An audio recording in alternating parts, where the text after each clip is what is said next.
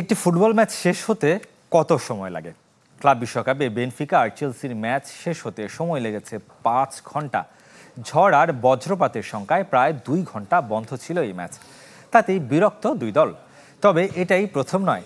চলতি আসরে এ নিয়ে 5 শহরে 6 বার ম্যাচ থেমেছে বৈরী আবহাওয়ার কারণে। তাতে আগামী বছর হতে যাওয়া ফুটবল বিশ্বকাপ নিয়ে শঙ্কা প্রকাশ করেছেন অনেকেই।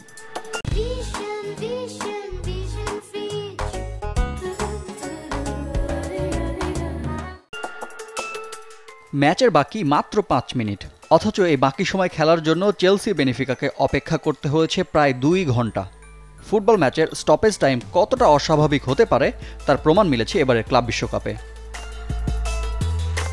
ফুটবল মাঠে এমন বিরল ঘটনার সাক্ষী হয়ে বিরক্ত চেলসি কোচ।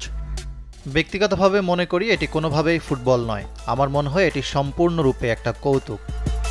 বিরতির আগে ম্যাচে 1-0 গোলে এগিয়ে থাকলেও প্রায় 2 ঘন্টার বিরতির পর নতুনভাবে খেলা শুরু হলে 1 গোল হজম করে চেলসি। ফুটবলারদের নিরাপত্তার স্বার্থে ম্যাচ স্থগিত করা হলেও মারেস্কার কাছে প্রশ্নবিদ্ধ ক্লাব বিশ্বকাপের আয়োজন। প্রায় 6-7টি ম্যাচ স্থগিত হয়েছে, এটা কখনোই স্বাভাবিক নয়। এখন পর্যন্ত বিশ্বকাপে কয়টি ম্যাচ স্থগিত হয়েছে? সম্ভবত 0। চ্যাম্পিয়ন্স লিগের বেলায়ও তাই। কিন্তু এই আয়োজন ব্যতিক্রম, অবশ্যই কোনো সমস্যা আছে। ক্লাব বিশ্বকাপ দারুণ একটা টুর্নামেন্ট হলেও তার ব্যবস্থাপনা নিয়ে প্রশ্ন উঠেছে প্রতিনিয়ত। আলোচনা আরও জোরালো হচ্ছে আগামী গ্রীষ্মে আয়োজিত হতে যাওয়া 48 দলের বিশ্বকাপ ঘিরে। যুক্তরাষ্ট্রের গ্রীষ্মকালের আবহাওয়া ফুটবল আয়োজনের জন্য একদমই অনুপযুক্ত। বিশ্বকাপের আয়োজনের সমাধান হিসেবে তাই কাতারের মতো শীতকালকে বিবেচনায় নিতে পারে আমেরিকা। যদিও সেখানেও আছে বিপত্তি। আমেরিকা ও কানাডার নির্দিষ্ট কিছু অঞ্চলে শীতকালের আবহাওয়াও ফুটবল আয়োজনের জন্য একদমই অনুপযুক্ত। প্রথমবারের মতো 32 দলের অংশগ্রহণে মাঠে গড়ানো ক্লাব বিশ্বকাপের এবারের আয়োজন ফুটবলের বাইরের কারণে সমালোচনার মুখে পড়েছে বারবার।